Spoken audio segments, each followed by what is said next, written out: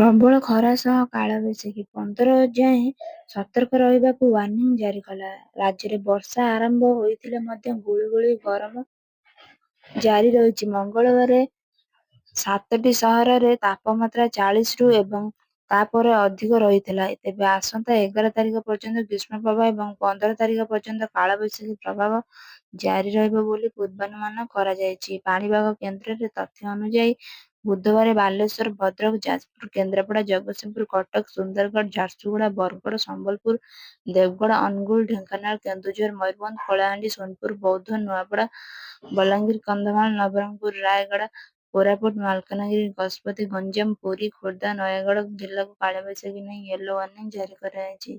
ସେହିପରି ବାଲେଶ୍ୱର, ଭଦ୍ରକ, ଯାଜପୁର, କେନ୍ଦ୍ରାପଡ଼ା, ଜଗତସିଂହପୁର, କଟକ, ଗଜପତି, ଗଞ୍ଜାମ, ପୁରୀ, ଖୋର୍ଦ୍ଧା, ନୟାଗଡ଼ ଜିଲ୍ଲାରେ ଗରମ ଏବଂ ଗୁଳୁଗୁଳି ନେଇ ୟେଲୋ ୱାର୍ଣ୍ଣିଂ ଜାରି କରାଯାଇଛି।